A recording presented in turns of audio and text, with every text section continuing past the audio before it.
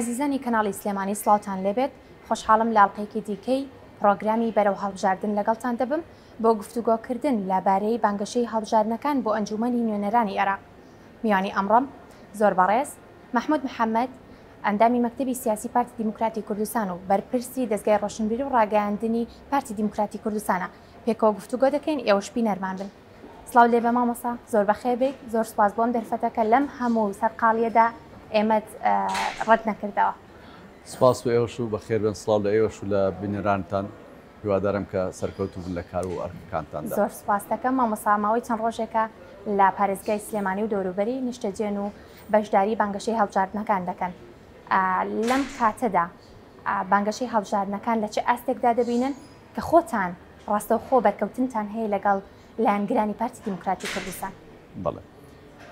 لە ڕاستیدا ئێمە هەڵمەتی هەڵبژاردنەکەەوە بانگەشەی هەڵبژاردنمان بە پێی پرۆگرامێک دەست پێ کرد. سەرەتای دەستپێکردنەکەمان ئەوەیە کە ئێمە چۆن بە ئارامی بە شێوەیەکی دروست و ئیعلامیانە کارەکانی خۆمان ئەنجام دەین و هەروەها چۆن پەیوەندی لەگەڵ کۆمەڵگا دروستکەین بە شێوازێک کە تیان بگەینین و پێیان بڵێین کە ئێمە چیمان هەبووە چیمان هەیە و چیمان دەبێت لە مەودووە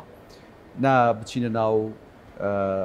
قسە و قسەڵۆک نەبچینە ناو بابەتی قسەی زبر و ئەوانە ئەو بەپێی ئەو پرۆگرامێک کە دانراوە ئێستا هەڵمەتەکە بەڕێوە دەچێت و لە ئاستێکی باشدایە توانیوانە ئەو بەپێی ئەو پلانێک کە هەبووە پلانەکە جێبەجێ بکەن تەسەوڕ دەکەین کە نەتیجەیەکی باشی دەبێت. بەڵێ پارتی دیموکراتی کوردستان لە سەرەتای دەستپێکی بانگەشەوە بە دەرونێکی ئارام و مامەڵە دەکات. بانگەشەی هەڵبژاردنەکان بەتایبەت لە سنووری پارێزگای سلێمانی شێوەیەکی شادی بەخش و ئارامە. پێتان وایە لە ئێستەدا ئەم دەروونە ئارامە ئەم دڵخۆشی و ئاهەنگگێڕانە مانای بردنەوەی هەڵبژاردنەکانە جارێکی دیکە بۆ پارتی دیموکراتی کوردستان؟ پارتی بێجگە لە مەسلەی ڕێکلام و بێجگە لە مەسلەی هەڵمەتی هەڵبژاردن پشتی بە بابەتێککە ئەستورە ئەوش ئەو متمانەیە کە خەڵکی کوردستان بە پارتی دیموکراتی کوردستان و ڕێبازی بارزانانی هەیەە ئەو پشت ئەستوریە تازە نییە و تەسەوڕ دەکەین بەردەوامی هەیە لە ئایندەش بەردەوامی دەبێت ئەوش ئەو بەکە لە ساڵی 1992 تاوکی ئێستا لە هەموو هەڵبژاردنەکاندا خەڵکی کوردستان زیاتر پاڵپشتی پارتی دیموکراتی کوردستانیان کردووە و لەو سیقەی کە پێیان هەبوو کەمیان نەکردووە زیادی کردووە کەمی نەکردووە بۆ ئێمە لە ئارامی بانگەشەکە سوود وەردەگرین ئەویش ئەوەیە کە ئێمە نامانەوێ لە نەتیجەی زبربوونی زمان و قسە و کردەوەکاندا خەڵکی کوردستان نیگەران بکەین چکەمە کۆمەڵێک هەڵبژاردنمان لە پێشە هەڵبژاردننی پەرلەمانی کوردستانە هەڵبژاردننی ئەنجومەنی پارێزگاکانە و ئەوەش هەڵبژاردننی ئەنجومەنی نوێنەرانی عێراقە دەکرێ ئێمار لە 2 ساڵ جارێک 3 ساڵ جارێک خەڵکی خۆمان نیگەران بکەین وابزانم خەڵکی کوردستان مستحقی ئەوە نیە ئەوەندە نیگەران بکرێت بۆیە لەو ڕوانگەیەوە هەم ڕوانگەی پشتبەستن بەوەی کە خەڵکی کوردستان هەموو چاوکراون تێگەیشتون بزانن چێچی کردو چێچی نەکردەوە چێش ئەو لایەنەیە کە دەتوانێت دەستێکی ئەمین بێ بۆی کێشەی کوردستان لە بەردەستی دابێت و هەوڵ بدات کە ئەو مافانەی هەنا و بەدەست هاتوون بیان پارێزێت و ئەوانەی بەدەست نەهاتوون بەدەستیان بێت بۆیە پشت ئەستوریمان بە متمانە و بە پشتیوانی خەڵکی کوردستانە. چلایەنێکی سیاسی لە چەند ڕۆژی ڕابردوودا هەوڵیاندا کە پارتی دیموکراتی کوردستان بخەنە ناو وەڵام و وەڵامکاری بەڵام پارتی دیموکراتی کوردستان بە دوورە لە وەڵامدانەوە و باز لەوە دەکات کە گرنگ نییە کێتی دەڵێت گرنگ ئەوەی ئێمە چۆن بانگەشەی خۆمان دەکەین ئەمە چ سەرچاوەیەکە کە پارتی دیموکراتی کوردستان پەیڕەوی لێ دەکات. وەکو گوتم بڕیارێکمان هەیە لەو بارەوە و ئێمە باوەڕشمان بەوە هەیە کە بانگەشەی هەڵبژاردن دەبێت سەرچاوەکەی لەوە بێت کە ئەگەر بیانەوە ڕابردوو بە بیر خەڵک بێنەوە بزان لە ڕابردوو چیان کردووە و پێشکەشی خەڵکی بکەن بڵێ ئێمە لە ڕابردوو ئامان کردو ئەومەگەوە ئەو ڕابردووان پاڵپشتە بۆ ئەوی کە توانای ئێمە نیشامدا کە لە ئایندەشدا دەتوانین ئاوا و ئاوا بکەین ئەمە ڕێگەی ڕاستەکەیەتی لە ڕووی اقتصادیەوە چ بۆ ئەو خەڵکە دەکەن لە ڕووی اجتیماعیەوە چ فکرەیەکیان لەبەرستەوە چ گۆڕانکاریەک دەیانێ بکەن لە ڕووی سیاسیەوە لە ڕووی خزمەت گوزاریەوە ئەمە هەموو حەق خوانە بەڵام دروست نییە بانگەشەی هەڵبژاردن لەسەر ئەساسی یەکتر شکاندن بێت ویان ناشرینکردنی لایەنێک بێت ویان هەوڵدان بێ بۆ ئەوی کە لە پەنای ئەو بابەتانەوە هێندێک شتی خۆت کە ناتوانانی تعبیری لێ بکەی بیشاریەوە. بۆیە سەرچاوی ئەمە ئەو بڕیارەیە کە داوامانە ئێمە دەبێت بانگشێکی ئارام بکەین. ئەوی ترشی باوەڕمان بەوە هەیە خەڵکی کوردستان چاواشە ناکرێت. خەڵکی کوردستان لەوە واعیتر و تێگەیشتوترن کە دەستگایەکی ڕاگەاندن یان شخصێک بۆ ڕێکلامی هەڵبژاردن یان بۆ بابەتی هەڵمەتی هەڵبژاردن بیە چاواشەی بکات و ئەوەی ڕاستی نەبێ پێ بڵێت کەچی واتە سەورکە توانیوێتی ئەو خەڵکە قەنەعات پێبێنێ و تەسەور دەکەم ئەویان غەدرێکە لە خەڵکی کوردستان دەکرێت بۆی کە دەبێت ڕاستیەکانی پێ بڵێن ڕاستکۆبین لەگەڵ ئەم خەڵکە لە پێناوی ئەم حیزبانەدا و لە پێناوی مەرامی حیزبەکان کەم وەکو ئێمە وەکو پارتی دیموکراتی کوردستان مەرامەکان مەرامێکی نەتەوەی نیشتیمانی بووە لە پێناوی ئەوەدا بەڕاستی قوربانیی یەکجار زۆریان داوە کەواتە و پشگیری ئەم حیزبانەشیان کردووە بوونەتە سوتەمەنی حەق نییە ئێستامە هیچکە محاولە ئێوە بکەن کەنی ئەو خەڵکە نیگەران بکەین. کەواتە هاوڵاتیان دەتوانن خۆیان قەرار لەسەر ئەو بابەتە بدەن کە کێ لانی ئارامیە و کێش بە هاژ و هوژ و گرژی وا دەکات کە خەڵکی بەرەوە لای خۆی ڕابکێشێت. بەتاکید ئەوە زۆر ڕاستە. خەڵکی کوردستان ئەوە تەشخیص دەدات و لەو ئاستەشدایە و داواشیان ئەوەیە من لەگەڵ کۆمەڵێک ڕۆشنبیر نووسەر هی ئەم وڵاتەمان پەیوەندیم هەبووە قسەمان کردووە دانیشتنمان هەبووە وتویانە تکا دەکەین هەوڵ مەدەن چیتر ئەم خەڵکەی کوردستان نیگەران بکرێ بە هاش و هوش و بە هەڕەشەوە بە گوڕەشەی کە لە یەکتری دەیکەن. چیتان هەیە بۆ خەڵکە بڵێن چیتان لەناو ئەجندایەکەدایە چیتان لە تووشەی کۆڵتاندا هەیە بۆی کە پێشکەشی خەڵکی بکەن ڕابردوتان چێ باسی بکەن ئێستاتان چێ باسی بکەن و دیدگاتان بۆ ئایندە و پاش هەڵبژاردن چییە ئەو بۆ خەڵک باسکەن ئێوە کە دەتانێت بچنە نوێنەر کاندیدەکانتان بچنە ئەنجومەنی نوێنەرانی عێراقەوە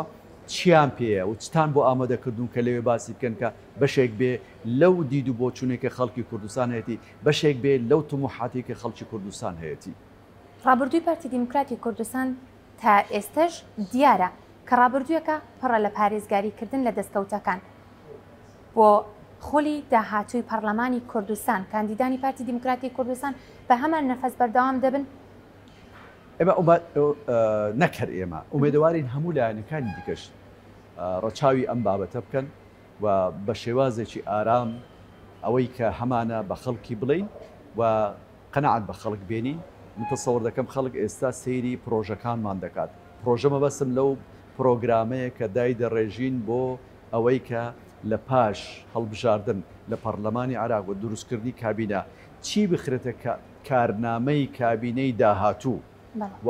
ئەو کارنامە ببێتە وەسیقەیەک کە زۆربەی هەرە زۆری لایەنەکان لەسەری متتەفق بن بۆ ئەوەی بکرێ ئەمە بکرێتە ڕێکارێک بۆ چۆنیتی کار و کردەوە و چالاکیەکانی حکوومەتی ئایندا. ئەم حکوومەتە و ئەم پەرلەمانە دەبێ ئەوە بزانن کە دروست دەبن خەڵک چاوەڕێیان لێی هەیە بۆی کە ڕێکخستنەوەیەکی حکومڕانی لە وڵاتی عێراقدا بکەن. ئەم ڕێخستنەوە بەو شێوازەی کە دەکرێت ئەم حکومڕانی ئێستا لەژێر لێکۆڵینەوەدا بێت کەم و کوڕێکانی چین. خەڵک بۆ هاتە سەرجادە و داوای گۆڕانکاری کرد. خەڵک بۆ کوژرا لە پێناوی ئەوەی بڵێ دەبێت هەڵبژاردننی پێشوەختە بکرێت و بۆ داوای چی دەکرد ئەو داوای چیانە دەبێت لەبەر چاو بێت هەمووی لە سەقەتی حکومڕانی و بەهێزی دام و دەستگاکانی حکوومەت بوو لە چاو ئەو حکوومەتێک کە لە سێبەردا حکوم دەکات. بۆیە دەبێت ئێمە ئەوە بە خەڵک بڵێن و ئومێدی ئەوەی بدەنێ خەڵک ناکرێت بێ ئومێدی بکەین ڕەشبین بین و بوا بکەین کە ڕەشبینی باڵ بچێشێ بەسەر کوردستاندا یان بەسەر عێراقیشدا بە شێوەیەکی گشتی. ئێمە دەبێت ئومێد بەخش بین لەوەی و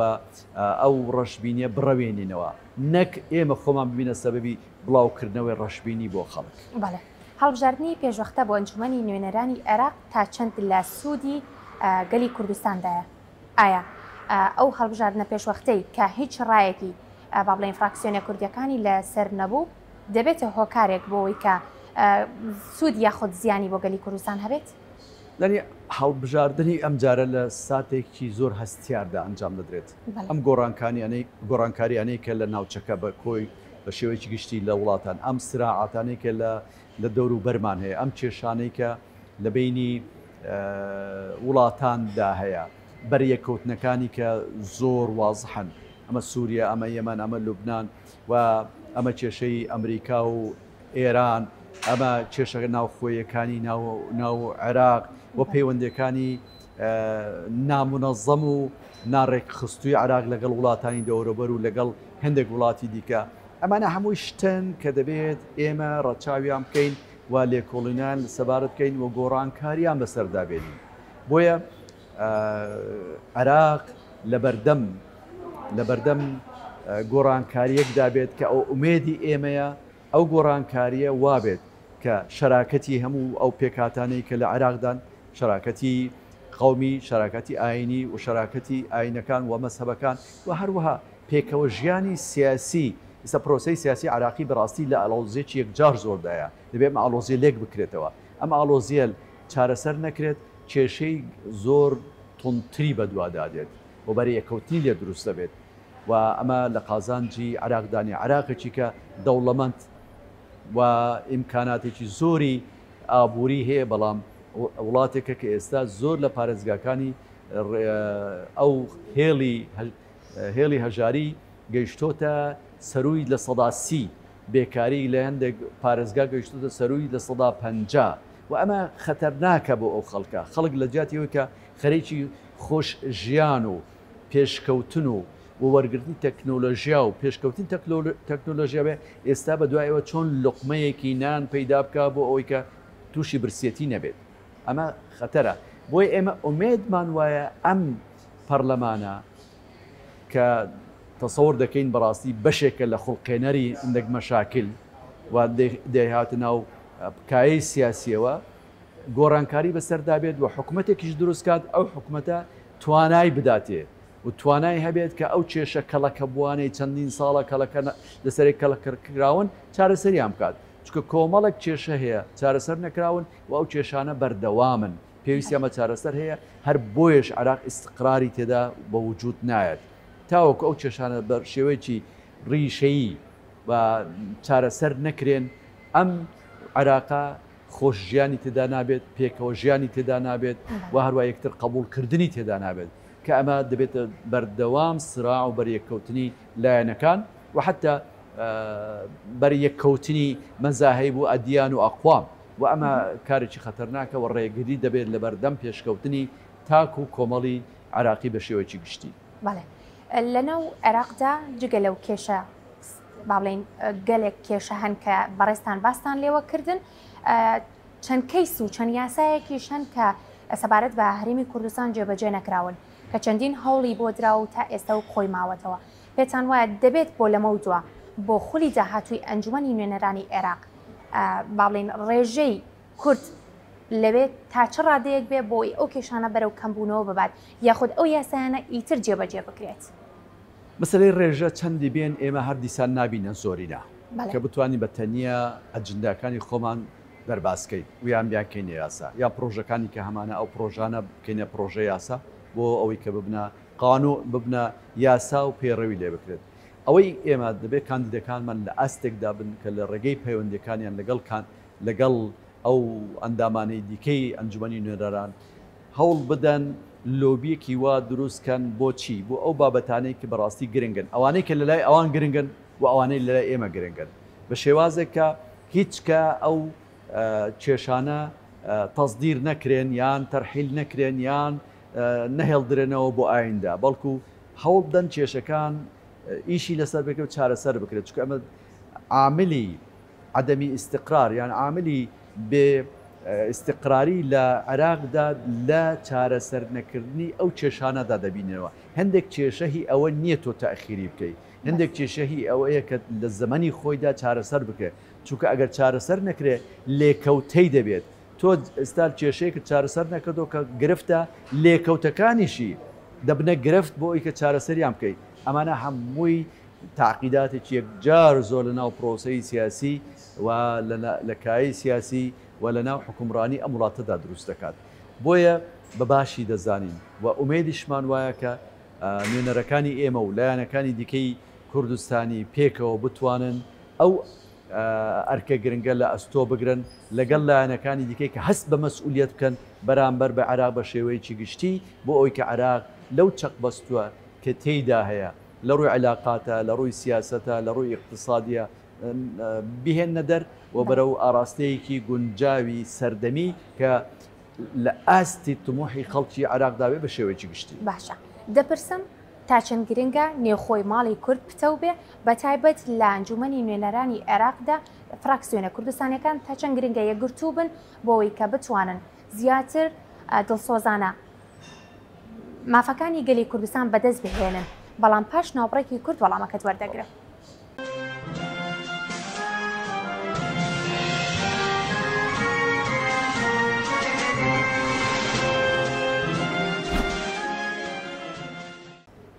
دووبارە سڵاوتان لێبێت بەرداوامە بین لە پرۆگرامی بەرەو هەڵبژاردن. مامۆستا پرسیارم کرد تا چەند گرنگە نێوخۆی ماڵی کورد پتە بێت بە تایبەت لە ئەنجومەنی نوێنەرانی عێراقدا لایەنە فراکسیۆنیەکان یاخود فراکسیۆنە کوردستانیەکان یەکگرتوو بن لە هەر بڕیارێک کە سەبارەت بە گەلی کوردستانە. یەک ریزی پێکەوە بوون و پێک ڕائیشکردن قووەت دەداتە لایەنی کوردستانی لە ئەنجومەنی نوێنەران بۆ ئەوی کە بتوانن لەگەڵ لایەنەکان دیکە بە هاوبەشی ئەو یاسایانەی کە ضروریە و ئەو بڕیارانەی کە ضروریە بۆ تەنزیمکردنی ژیانی کۆمەلگای عراقی دەربکرێت و تەسەور دەکەین پێویستێکی نەتەوەیی نیشتیمانیە ئەمە پێکەوە بێت و پێکەوە بن چکەمە دیتمان لەنا پێکەوە بوون چۆن هەندێک لایەنی عراقی حتا دەرێکیش دەستیان درێژ کرد بۆ ناو هەندێک لە ئەندامانی پەرلەمان و بەکاریان هێنان بۆ دژایەتیکردنی هەرێمی کوردستان واوە شتێکی باش نەبوو بەڕاستی و ئەوانش کەوتنە ئەو داوەوە بەداخەوە بۆیە پێکەوە بوون و هەبوونی ئەجندایەکی هاوبەش ڕێککەوتن لەسەر کارنامەیە کە پێکەوە ئیشی لەسەر بکەن تەسەوڕ دەکەین ئەمە یەکێکە لە ئەرکە نەتەوەیەکان و نیشتیمانیەکانی ئەو ئەندامانەی کە دەبن بە ئەندامی نوێنەران ئەنجومەنی نوێنەرانی عێراق پێکەوەبەر قووەتیان دەدات پێکەوە بن دەتوانن حیوار لەگەڵ خەڵکی تر بن لۆبیەکان بە قووەتتر دەبێت و ئەوانیش دەتوانین یارمەتی خەڵکی تر بدەن لەوێ لەسەر پرۆژەکانیان ئەوانەی خزمەت گوزاریە ویان هەر بابەتێکی دیکەیەکە دەتوانن بیرروڕا ئاڵوگۆڕکەن و هەروە هەندێک جاری یارمەتی ئەومدان حتا لە دەنگدانیشدا بەو شێوەی کە ئەگەر بتوان بەڵام ئەگەر یەکگرتوو نەبن بەداخەوە حکومڕانانی عراق و حکوومەتێک لە دوایەکانی عراق فێری ئەو بوون چۆن هەوڵدەن لە لەتکردنی یەکریزی نێوماڵی کوردستانی ئیسیفادە بکەن و درزەکان گەورەتر بکەن بۆی کورد نەپڕژێتە سەر بابەتی نەتەوەی و نیشتیمانیەکانی و هەر ئەو بابەتەی کە هێنایانە گۆڕ بە پێشنیاری هەندێک لە خەڵکی با بڵین دەسەڵاتدار و حکومڕان لەوانەیە دەستی هەندێک خەڵکی ناوخۆی کوردستانیش دەبە لە بڕینی میزانیە و موچەی فەرمانبەرانی هەرێمی کوردستان ئەمە بۆچی بوو بە لە ڕێدابردننی خەڵکی کوردستان و نوێنەرەکانی بۆ و مەشغوڵکردنیان بۆ بۆی کە بەس باسی مەسلەی میزانی و موچە بکەن کە وەکو کێشەیەکی گەورەیە ڕاستە بەڵام کێشەی گەورەتر لەو مەسلەی کەرکووکە مەسلەی مادەی ١40 مەسلەی نەوت و غازە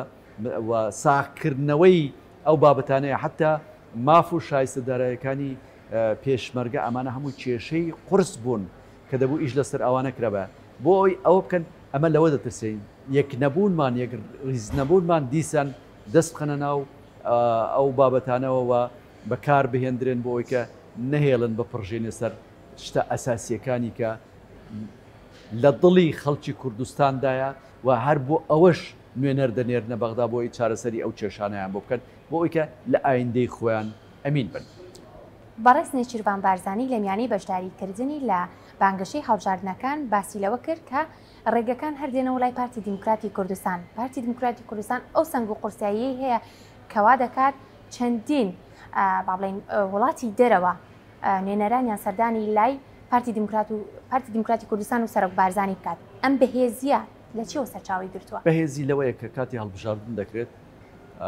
خەڵکی کوردستان پشگیری پارتی دیموکراتی کوردستان دەکات وەکو ئەوی کە لە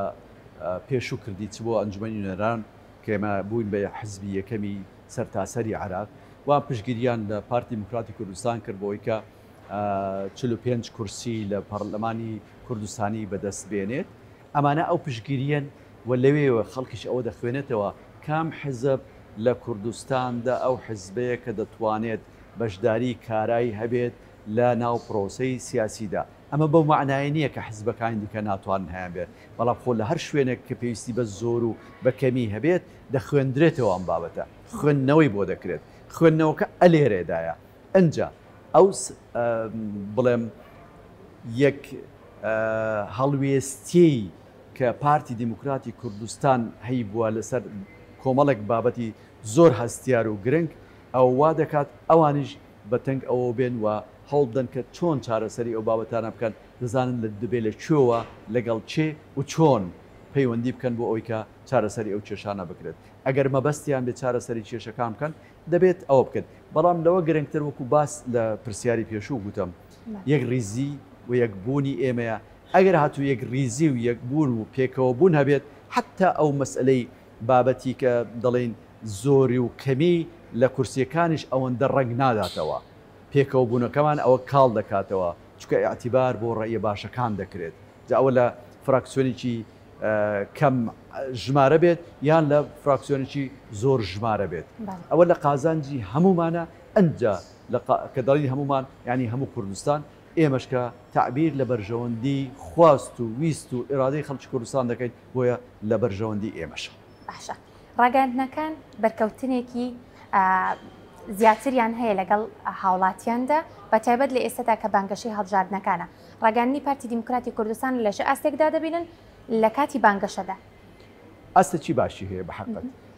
ئەو بەرنامەیە کە بۆ دانراوە ئەو بەرنامەیە جێبەجێ دەکرد ڕاگەاندنی پارتی دیموکراتی کوردستان لە چوارچێوەی ئەو بەرنامانەی کە بۆی دادەندرێت کار و چالاکیەکانی خۆی دەکات و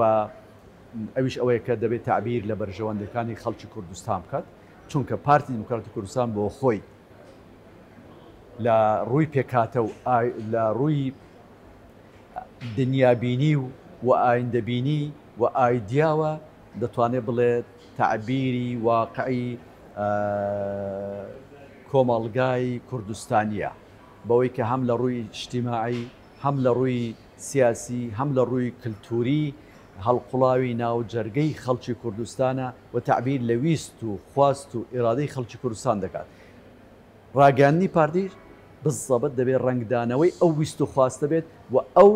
مەرامە بێت و ئەو شێوازە بیرکردنەوە بێت کە پارتی دیموکراتی کوردستان هەیەی بۆ پارێزگاریکردن لە دەستکەوتەکان و هەروەها بۆ زیاتر دۆست پەیداکردن